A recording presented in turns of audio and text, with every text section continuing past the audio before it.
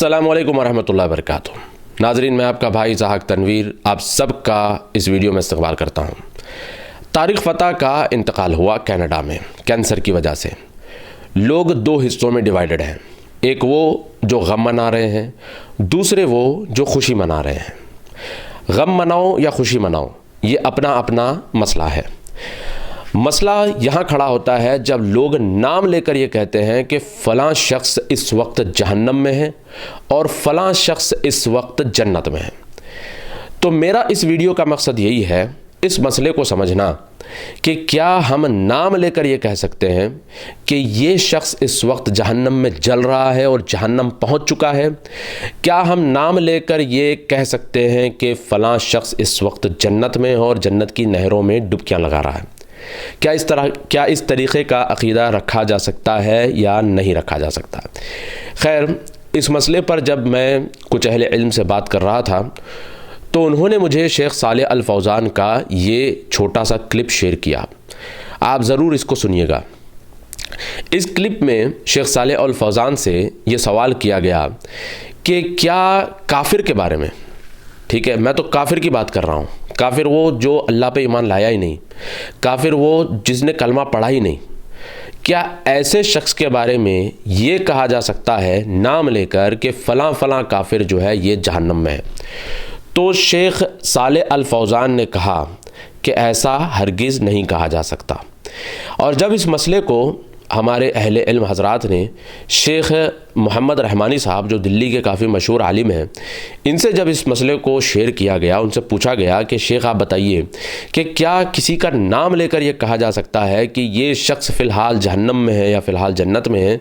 तो शेख रहमानी साहब ने भी इसी बात को दोहराते हुए कहा, ये असल में कुफ़ार के हुक्म के बारे में है, लेकिन किसी ख़ास आदमी पर जो काफिर है वो मरने के बाद जहन्नमी है, उस ख़ास आदमी के ऊपर हम हुक्म नहीं लगाते, उसका मामला अल्लाह के हवाले करते हैं।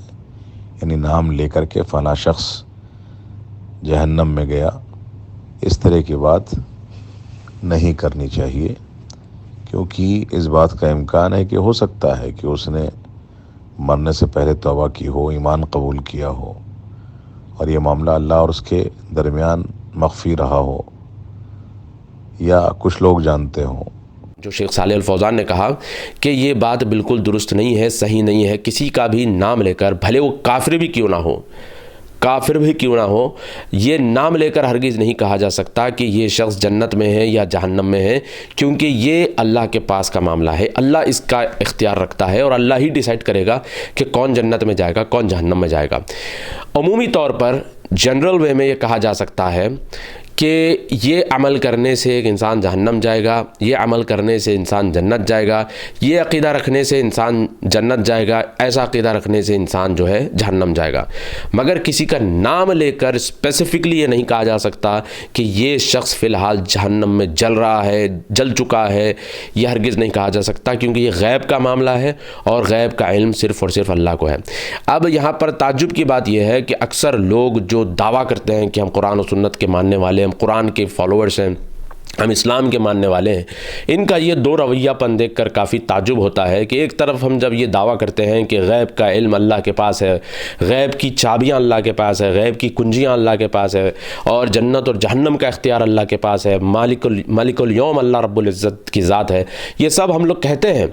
मगर जब बात आती है जब इसका इजहार करने की, इन अकायद का इजहार करने की, तो उस वक्त हम जो है बिल्कुल इसके बरक्स चले जाते हैं कि फ़लाँ शख्स ये जहन्नम चला गया। मुझे कोई तारिक फ़तह से हमदर्दी नहीं है, ना मेरी उनसे रिश्तेदारी है, ना तारिक फ़तह से मेरा कोई जो है रिलेशन है।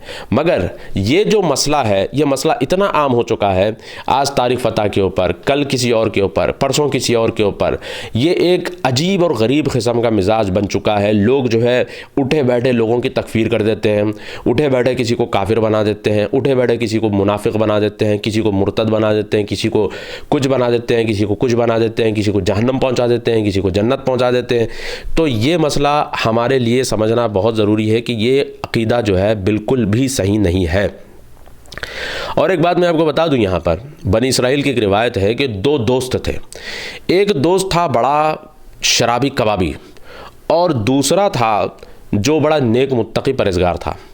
تو نیک متقی پرہیزگار جو تھا وہ جو ہے شرابی کبابی کو سمجھاتا تھا کہ یہ ساری چیزیں چھوڑ دیں.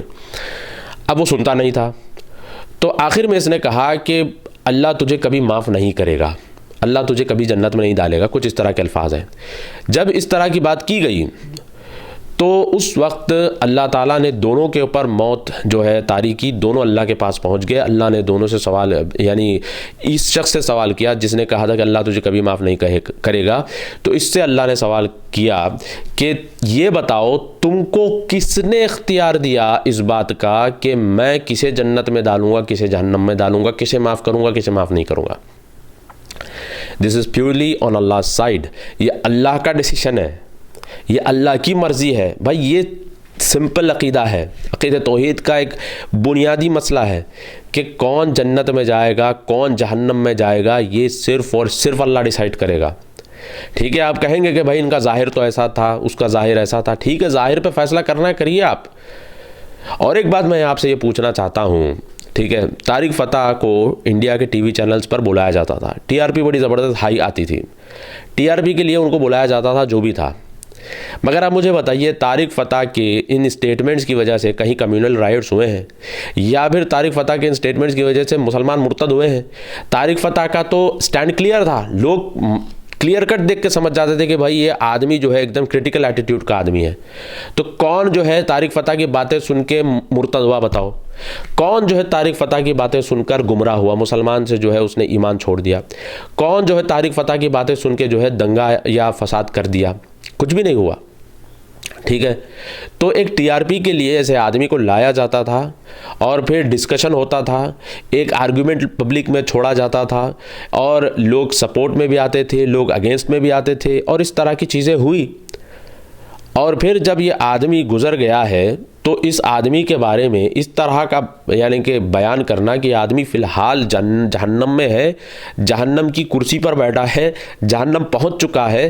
تو بھائی میرا مسئلہ صرف اتنا ہے کہ آپ کسی کے بارے میں یہ کیسے طے کر سکتے ہو, فائنلائز کیسے کر سکتے ہو کہ یہ آدمی جنت میں جہنم میں؟ عامر لیاقت کا بھی جب انتقال ہوا تھا پاکستان میں, تو جو اہل حدیث عالم ہے شیخ خلیل الرحمان جاوید صاحب, انہوں نے جو ہے یہ دعا کی انا للہ و انا الیہ راجعون. تو اہل حدیث ان کے اوپر چڑھ گئے, بولنے لگے کہ بھائی آپ ایسے کیسے اس کے لیے دعا کر سکتے ہو؟ تو انہوں نے کہا کہ بھائی اس کے آخری لمحات کیا تھے آپ کو کیا پتا؟ اور شیخ خلیل الرحمان جاوید نے کہا کہ عامر لیاقت کا جو مالی اور جو واچ مین تھا وہ دیکھ رہے تھے کہ 2 دن تک, مرنے سے 2 دن پہلے تک وہ کنٹینیوس روتا رہا. تو شیخ نے کہا ہو سکتا ہے کہ بھائی اس کا وہ اللہ کے بیچ کا معاملہ ہوا ہوگا, جو بھی ہوا ہوگا, ہم کو کیا پتا, ہم کو کیا پتا کیا ہے ان کے بیچ میں. اب جو طارق فتح کا بھی جو معاملہ ہے, بھائی آپ اس کو سیدھا جہنم پہنچا رہے ہو, بھائی لاسٹ لمحات میں کیا ہوا ہوگا ہم کو کیا پتا؟ بستر پر اس کے ساتھ کیا حالات ہوئے ہوں گے, اس کو کیا ریئلائزیشن ہوا ہوگا, کیا اس نے بات کی ہوگی, کیا اس کو احساس ہوا ہوگا, وی ڈونٹ نو. ہم کو اس چیز کا علم بالکل نہیں ہے. تو اس بارے میں بات کرنا, میرے خیال سے اس بارے میں جرت کرنا, اپنا ایمان خراب کرنا اور اپنی آخرت خراب کرنا. اچھا ایک بات یہاں پر یہ بھی ہے, لوگ کہہ رہے ہیں کہ نہیں آپ نے بھی تو خمینی کے بارے میں ٹویٹ کیا تھا, مرسی کی موت پر بھی آپ نے جو ہے خوشی ظاہر کی تھی, قرضاوی کے موت پر آپ نے خوشی ظاہر کی تھی. دیکھیے خوشی ظاہر کرنا الگ ہے, خمینی کے لیے دعا کرنا الگ ہے, اور کسی کے بارے میں یہ کہنا کہ یہ جہنم چلا گیا بولنا الگ ہے. میں نے کبھی یہ نہیں کہا کہ خمینی جہنم میں ہے, میں نے کبھی یہ نہیں کہا کہ مرسی جہنم میں, کبھی میں نے نہیں کہا کہ قرضاوی جہنم میں. یہ وہ لوگ ہیں جن کے فتاوے, جن کے نظریات کی وجہ سے لوگوں میں قتل و غارت گری ہوئی ہے, مسلمانوں کا خون بہا ہے, غیر مسلموں کا خون بہا ہے. ٹھیک ہے, طارق فتح کا تو سٹینڈ کلیئر تھا. لوگ کہتے ہیں کہ طارق فتح منافق تھا. بھائی منافق تو اسے کہتے ہیں جو سام میں اچھا لگتا ہے اور پیچھے سے جو ہے کام کرتا ہے. طارق فتح تو بھائی سام میں بھی وہی تھا, پیچھے بھی وہی تھا. تو آپ کس طرح سے جو ہے اس طرح کے فتوے بازیاں کرتے ہیں؟ دیکھیے ایسے فتوے لگانے سے گریز کریے. میں ہرگز یہ مت سمجھیے کہ میں طارق فتح کی ہمدردی کے لیے آیا ہوں, نہیں, میں طارق فتح کی ہمدردی کے لیے ہرگز نہیں آیا ہوں. بس یہ آپ کی ہمدردی میں آیا ہوں کہ آپ اپنی آخرت خراب کر رہے ہو, آپ اپنی آخرت داؤ پہ لگا رہے ہو, اللہ کی طرف سے بات کر رہے ہو اور اللہ کی مرضی لوگوں میں بیان کر رہے ہو کہ اللہ نے اس کو جہنم میں ڈال دیا, حالانکہ اللہ نے یہ غیب کا علم آپ کو دیا ہی نہیں. بس میں اللہ تعالیٰ سے دعا کرتا ہوں کہ اللہ تعالیٰ ہم سب کو صحیح دین پر عمل کرنے کی توفیق عطا فرمائے، اللہ تعالیٰ ہم سب کو قرآن و سنت پہ عمل کرنے کی توفیق عطا فرمائے اور منہج سلف کو صحیح معنوں میں سمجھنے اور عمل کرنے کی توفیق عطا فرمائے۔ میں آپ کا بھائی زاہد تنویر، السلام علیکم ورحمۃ اللہ وبرکاتہ۔